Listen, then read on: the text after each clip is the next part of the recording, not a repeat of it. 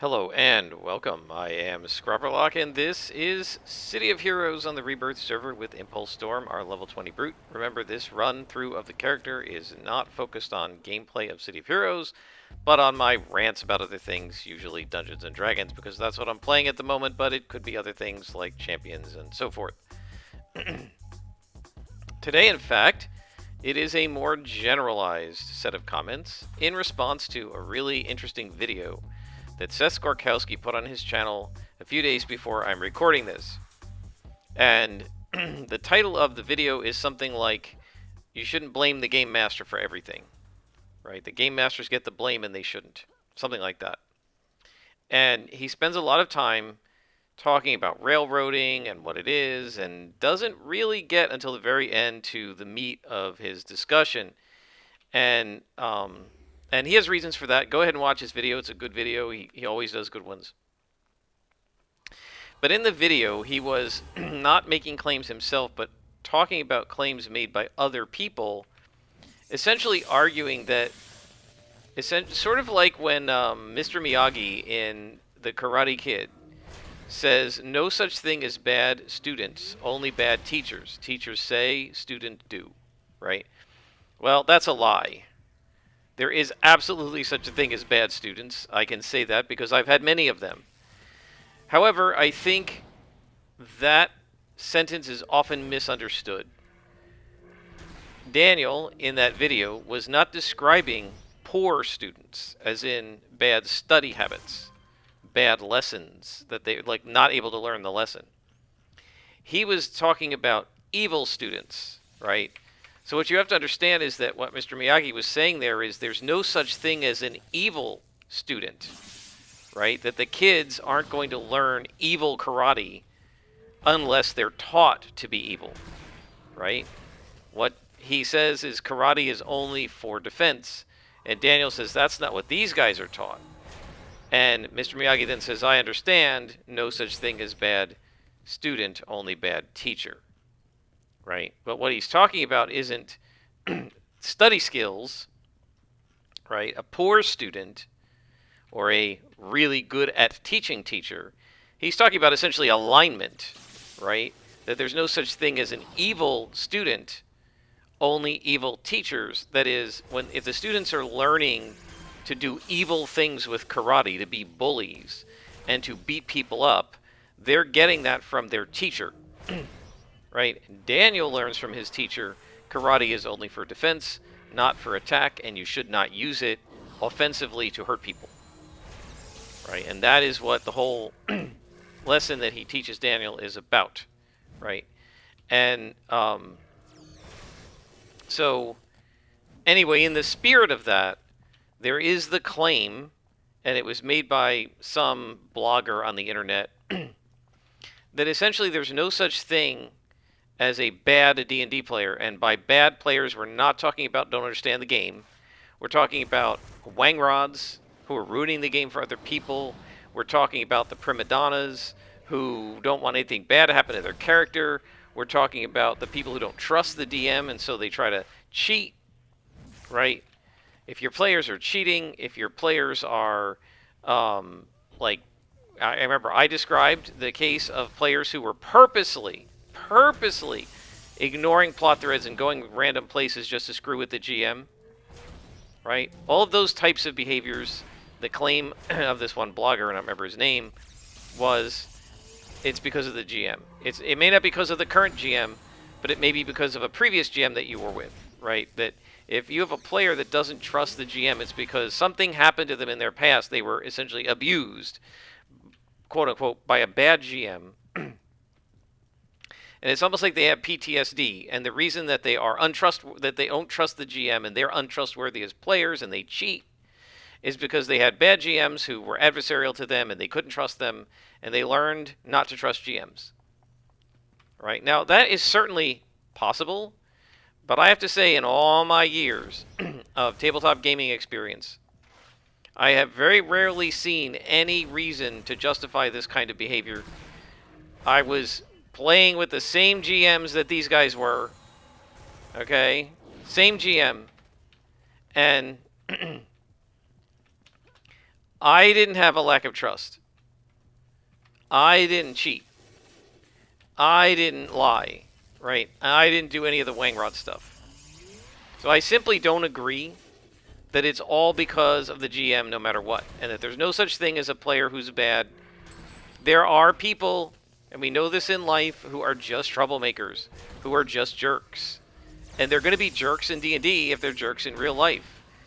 And the claim that, oh, no, they wouldn't be, it's just they're bad GMs, no. I simply don't agree with that. Okay? There are plenty of people who are just bad players, no matter who the GM is. And part of my evidence for that is that the players who were the one player who was the biggest Wang Rod in our group, he was a Wang Rod to everybody. No matter who the GM was, if you tried to attack his character, every single time he would try to talk you into attacking one of the other characters in the group. And if you said, no, this villain is going to attack you anyway, he would scream out, fine, let him die, see if I care, and throw the character sheet across the room. Was this because his characters had ever died, ever, in Champions due to die rolls or for any other reason? No. No player character ever died due to die rolls in all the years we played Champions from 1982 to 1991. 9 years of Champions. 9 years through junior high, high school, college, rotating GMs, permanent GMs. There was literally never a case in 9 years of I don't know how many scenarios, probably 100 champion scenarios with dozens of superhero groups and all kinds of players in our group. Now, this guy wasn't with us all that time because we stopped playing with him, but there was never a time in his experience, not once ever, when a GM ever killed off a character in the middle of combat with die rolls. It literally never happened. So to say, oh, he's like just traumatized by the last time his character died and that's why he's getting upset when you hit his character is absurd. His character literally never died. And he didn't watch anybody else's character die. It didn't happen. Characters don't die in Champions. It's very, very rare. And I've said this before, in all the time we played Champions in those 9 years, only one character ever died due to die rolls, and it was me using one NPC, a really mega villain, to kill another NPC, a weaker but still powerful villain, to basically put the fear of God in the players and make them realize that this mega villain was really powerful enough to one-shot kill anybody without resistant defense, right? And that made them cautious. It made them, not just walk up to him and fight him. They realized this guy is for real. This GM is not fooling around. This is going to be a very dangerous fight. And they acted accordingly. And nobody else died in that battle. And it was one combat turn and that villain was done. Okay? So, the idea that, oh, well, this poor guy was traumatized by bad GMing, baloney. Nobody else in our group ever threw a character sheet across the room and said, fine, let him die, see if I care. Nobody else in our group ever tried to talk the GM into attacking a different character. We were playing heroes, for crying out loud. Heroes do not ask you to attack somebody else. Yeah, I know it's the player asking. But as players, we wanted our characters to stand in there and take the hits because that's what heroes do. Right? This guy's problem was that he wanted his characters to be invincible. He wanted his characters to be the hero, the star of the show. And when he was the game master, that's what happened. He played his own characters as NPCs, and they were the star of the show. And that's what he wanted, right? He had what we call these days protagonist syndrome. He wanted his character to be the protagonist of the story, to be the one still standing, the one who saved the whole team, the only one who could save them. And he didn't just want it in one scenario. He wanted it week in and week out because he had an ego problem. Right? This guy had psychological issues. There is no question about it. I was friends with him for years. He was a nice guy when he wasn't behind the wheel of a Champions character. I've said this many times. But he clearly had psychological issues. I think stemming from the fact that he and his sister, their mom was divorced, and their dad kind of left them, and then he had a stepfather, and they got all attached to the stepfather, and then the stepfather left them, or I just think he had abandonment issues as a person, right? And if you want to argue, well, he acted this way because of his psychological issues with his father and stepfather, that may be true. That is no GM's fault. That has nothing to do with the game master. Okay? Now, he had some issues, and maybe we should have gone easier on him as a group because of these issues. We didn't talk about this. We were kids. I've only thought about it in the years since. Okay? But my point is, this has nothing to do with the game master. When my best friend, who's still my best friend, and I still play D&D with, and is a great guy otherwise, decided to play the equivalent of Tasselhoff, and I've told this story before, and he was stealing from the party with a kleptomaniac character, right?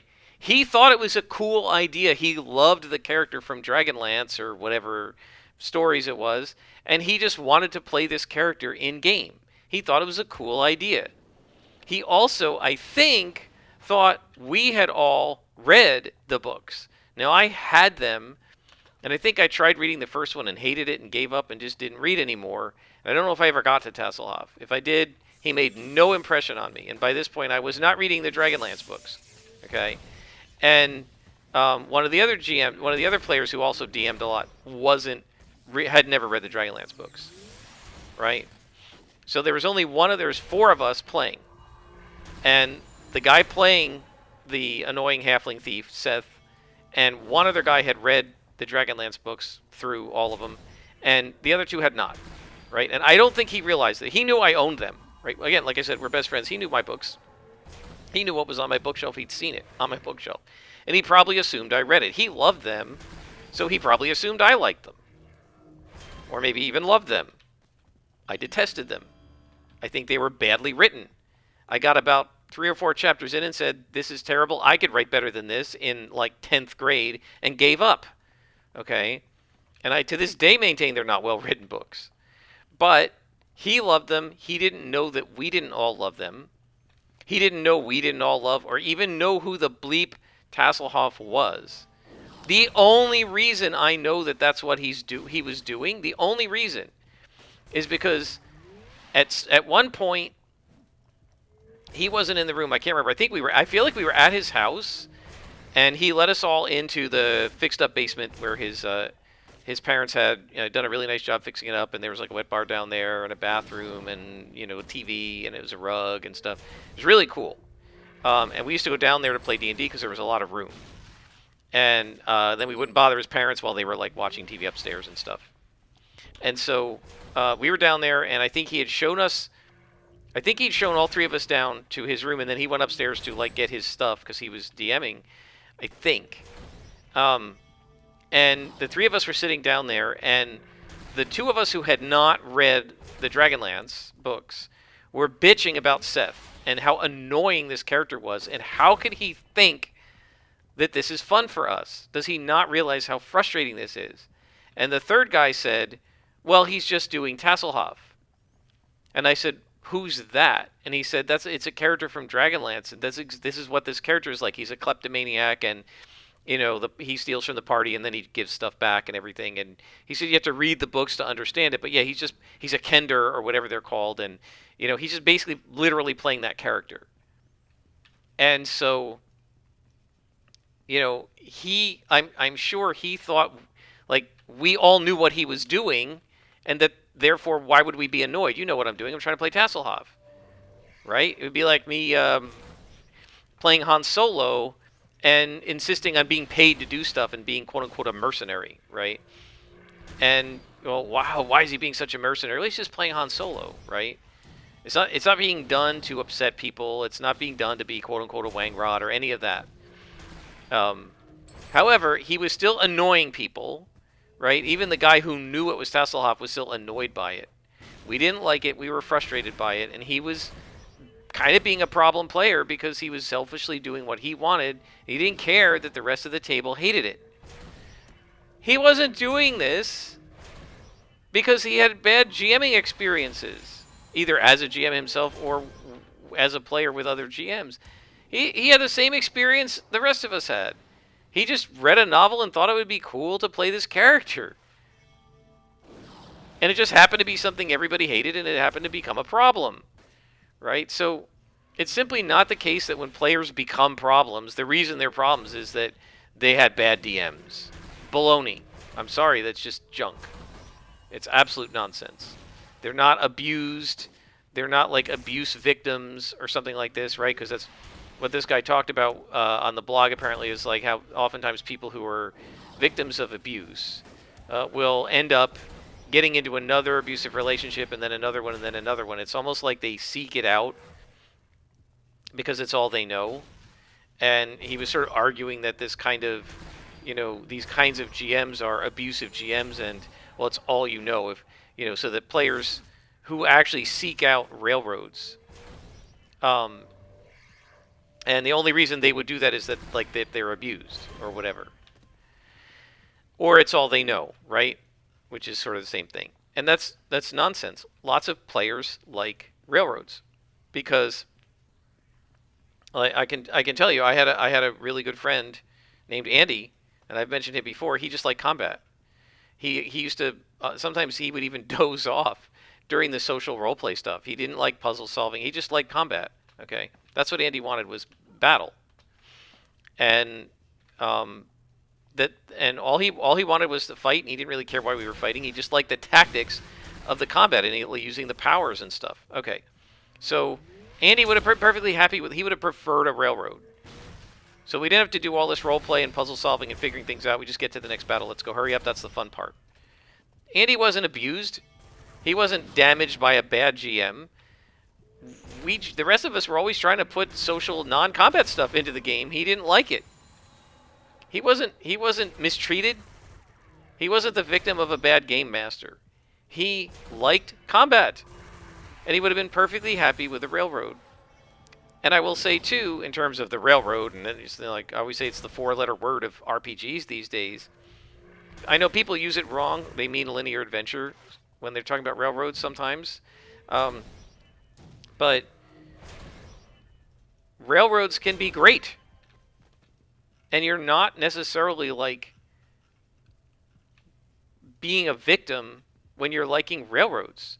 There's a couple of DMs who do like a pub where they talk about DMing stuff, and they were talking about railroads, and they said, well, a roller coaster is on rails, but it's pretty darn exciting, and people will pay good money and wait on an hour-long line to go on one just for 5 minutes, right? If your linear adventure is a roller coaster, it might be on rails, but it might be super exciting. And I actually had one of my players, when I was like kind of begging them to tell me what they wanted to do next, and like, you guys can do whatever you want, but you got to tell me. And he actually said, I know the modern ideal of D&D is the open world sandbox where players can do anything, but he said I'm going to say I am perfectly happy to just participate in a railroad as long as it's a fun railroad, as long as we're having fun, right? You can go ahead and railroad us. I'm enjoying it. I'm just enjoying what's happening, right? And if it's easier for you to just railroad us a little bit, go ahead, right? Not only doesn't he mind, he's perfectly fine with it. This is not an abused player. He's been playing D&D with a lot of different DMs over the years. He's, if it's possible to be quote-unquote good at D&D, he's one of the best D&D players I've ever witnessed. Just because he's a good gamer, a good role player, he understands the system, but he also is really selfless. And this is a great example of his selflessness. Look, DM, if it's easier for you to just make up a railroad, go for it. I'm here for the story. The story's pretty good. You don't have to give me all these choices. I'll just go on whatever adventure you set up. Right? He's not abused, right? It's like this idea that the only reason people go in for railroads is because they almost like they don't know any better, or that they've been the victim of bad GMs or something, is just absurd. And the idea that people who engage in bad player behaviors, like the guy who used to throw his character sheet across the room, are doing it because they've been victimized by bad GMs is simply ridiculous. Are bad GMs out there? Do they sometimes victimize players? Yes. There's no question about that. And is it possible that a player could be, for lack of a better term, possibly scarred by that? Of course. But does it happen all the time? Is it the cause of most bad player syndrome? No. Most bad player syndrome results from people who have bad personality traits playing D&D and bringing those bad personality traits into the game. Secondarily, it results from people who don't understand how to play a role-playing game. They've never done it before. They don't really know what you're supposed to do. They don't understand the selfless nature of even being a player, not just a GM. And they don't understand how the things they're doing can be stepping on the toes of other players, right? They actually may think, oh boy, they actually may think that the standard, right, sort of the quote-unquote gold standard, is to do only what your character would do, right? It's what my character would do. They're not always just hiding behind it to do bad behavior. Some people actually think that's kind of the gold standard, and it's how you're supposed to play, and you aren't supposed to take the other players out of character concerns into consideration, because that's metagaming, right? And they misunderstand how this all works, right? And so that's a misunderstanding causing it. It's not from bad GMing. It's just that they don't understand how this works, and hopefully somebody teaches them. So I definitely do not agree with this idea that bad players are the result of people who've had terrible experiences with bad game masters. That is simply not true. I've seen too many cases in which the experiences are the same for me and 2 or 3 other people as the person who's being a bad player and being a wangrod.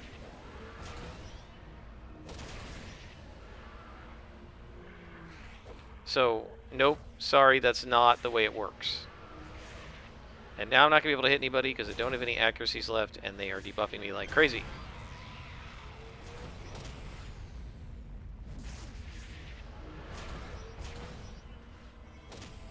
I mean, one thing you have to realize is, like, there are lots of times when not only is railroading okay, but it's appropriate and necessary. A great example is a one-shot, right? Like, if you go to a gaming convention and you've got 4 hours, right? You should be smart enough to know you can't just wander around the wilderness looking for something other than the adventure hook that GM gave you. He gave you an adventure hook, you have to go on it. Why? Because it's all that's there. You have 4 hours, you don't have time to screw around. You've got to get into the dungeon, kill the monsters, save the princess, and get out. And going, I don't want to save the princess, is irrelevant. Then don't play in the tournament. Right? Same thing with a one-shot. So great example. My friends and I are finishing up, as I've said, the D&D campaign that I've been running in Rome. Okay? And that's probably going to end around Halloween. And my best friend wants to take over GMing, but he said he probably won't be ready until after the new year. So we're going to have to figure out something to do in November, December, or possibly early January. Right? Now, some of that's holidays, and maybe we won't be playing. But my guess is there will probably be, 3 to 6 sessions, probably let's say about 4 or 5 sessions worth of time that needs to be filled. And I think, most of us are going to want to play some, right? We're not going to want to just not play for 2 months. We've been used to playing, we want to keep playing, and so on. And I'm hopeful that this might possibly, perhaps, maybe, give me an opportunity. Where is she? Come on. Give me an opportunity to introduce these guys to Savage Worlds or Call of Cthulhu, right? So let's say we decide they want to try Pathfinder for Savage Worlds. There is a short adventure called Hollow's Last Hope that comes with the GM screen for Pathfinder for Savage Worlds. I have it. I bought the entire core Ultimate box set like a fool. Probably never going to use it, but maybe I'll get a chance in this one instance, right? And so I would probably use that adventure because it's prepared, it's short, it's easy, it's like a tutorial, it's meant for new players, it's supposed to introduce them little by little into the various mechanics of the game. Okay, so I decide I'm going to do that. I think it takes 5 or 6 sessions to run, give or take. With my group, it might take longer, and I don't know if we're going to finish it. But let's say we decide, okay, we'll run till that finishes, and then my best friend takes over. Okay? And so that scenario, that adventure, is there's a disease in a town, and the players have to go cure the disease. Okay? And there's some of their spells will work a little bit, but what they really have to do is deal with the fact that the town's water supply is contaminated, and they have to go fix it. Okay? And so that's the only option. So now, if these guys know, okay, this is just a quickie adventure that we're doing, we're going to play it until January, or until it finishes, hopefully in January or something, and then this other guy's going to take over. And it's a way to teach us how to play Savage Worlds. And I say, okay, you hear that there's this disease in this town, and you want to go, or they're in the town and they're hearing about the disease, right? They go, well, we don't want to do that adventure. Well, that's stupid, right? You shouldn't do that. Is he going to come out of the wall? There he is. Because then there's nothing to play. You know I'm not going to prep anything else. Because it's a one-shot. We're not playing any more in this world. We're not playing any other adventures with these characters. We're only using them a little bit. And we're only doing this one thing. Right? So it's not only is it okay to have a railroad, you need a railroad in that case. Because if you don't have a railroad, the players aren't going to know what to do, and they're going to be wandering around aimlessly. Let's see if I can get her to come down. They're going to be wandering around aimlessly trying to find an adventure. How do I get... Oh, okay. I'm on the wrong side here. So this is a case in which not only is it okay to do a railroad, it is required, it is necessary. And the players are going to look for the railroad, and the first plot hook they see, they're going to pick up. And they're not going to question it, and they're not going to turn aside, and they're going to single-mindedly barrel down that rail, because they know that's all there is. If they turn aside, I won't have anything prepared, because I'm not supposed to have anything prepared, because it's a one-shot, short adventure taken out of a module. They're going to know it's a module. I'll tell them it is, right? Taken out of the GM screen. And this is all there is. So if you guys don't want to cure this disease, then we're not going to be playing Savage Worlds, because I don't have anything prepped. Now, if it's going to be a multi-year campaign, then as a GM, it's my responsibility to have other things prepped. But it's not my responsibility to do that for a one-shot. Same thing with Call of Cthulhu. If we decide, okay, they want to play some short Call of Cthulhu, and we go take, there's 3 or 4 adventures in Gateways to Terror, and I just pull one out. Okay, you hear that you're all like professors at Arkham, what is it, Miskatonic University in Arkham, Massachusetts, and you hear that there's a haunted house down the road, and you've decided to investigate it. Role play, right? Go. It is they know better than to, any normal, reasonable player would know better than to say, oh, I don't want to investigate a haunted house, let's not do it. Like, that's all I've got prepped, because we're only just doing a one-shot so you can learn how to play Call of Cthulhu. So, of course, a railroad is perfectly fine in that case. And again, not only is it perfectly fine, it is necessary, it is required, it is desirable, it is preferable. Right? If you get a bunch of players into a one-shot, we're just going to play 2 or 3 sessions, and at the beginning of the session, you sort of describe the setting, here's the town, blah, blah, blah, you're in the university, you're here, you're here, you're here. What do you guys want to do? They'll be like, well, what is there to do? Like, are you going to burn 2.5 sessions waiting for them to stumble onto the clue that there's a haunted house for them to explore? No. You just tell them there's a haunted house for you to explore, and they go do it because it's a railroad, because it's supposed to be.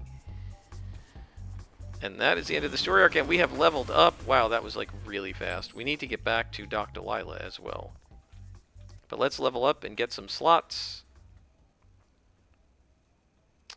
Alright, so quick recovery. We can do Dirts. We're going to want to triple slot that. Do we have all of our... We still don't have the stamina slot. I wonder when that comes in. I'm going to have to look that up, because I thought it came in at this level. Rise to the challenge. Reduce endurance, and enhance. I definitely want to slot that. And then let's slot this one, because we're going to need endurance reducers in it. It's very endurance expensive. Enhancement awarded. What did it give me? Oh, a science SO? What do I need that for? It's level 20. It's already yellow. How long has this been? Okay, that's a 30-minute rant. I think I'll stop here. Um, let's do our like end of episode train station monologue, just briefly. Um, guys, don't blame your bad behavior as a player on so-called bad experiences with the GM. Maybe you had bad experiences, maybe you didn't, but it's your responsibility as a player to play in a cooperative adult manner, to be aware of the other players at the table, to be able to step outside of what you're doing as a player and ask, is what I'm doing negative to the other players at the table or to the GM? You and everyone else at the table, this is what I've said before. Each player needs to consider himself or herself a part of the stewardship of the table. You are your brother and sister's keeper. You are the steward of the other player's fun. That is how you must think of yourself. And you should always be asking, is anything I'm doing harming the fun of the other people at the table? And if you feel like that's what's happening, you need to adjust. Don't hide behind, well, a GM was bad to me in the past. I don't care. You are responsible for what you do. Nobody's been traumatized by bad GMs enough that they can say, I don't accept responsibility for being the wang rot at the table. That's not going to make it better. What makes it better is if you decide, I'm going to listen to Scrapperlock and I'm going to be a steward. I'm not the GM. I'm just a player. But I'm still going to try to be a steward of the other player's fun. And I'm going to try to make sure that what I do maximizes the fun for everyone else at the table, not myself. If you do that, and all the other players in the GM at the table do that, you will have an awesome gaming experience. Doesn't matter which version of D&D or Champions you're playing. Doesn't matter the role-playing game. Doesn't matter anything else. If you guys all have the attitude that you are stewards of each other's fun, stewards of each other's pleasure at the table, enjoyment at the table, you will have a good game group. And if instead you see yourself only as worrying about your fun and you step on the fun of other people, you're going to have a bad game group. You might get kicked out of your game group, and you shouldn't be blaming your GM for that. We'll leave it there. Until next time, guys, I am Scrapperlock, and this has been City of Heroes on the Rebirth server.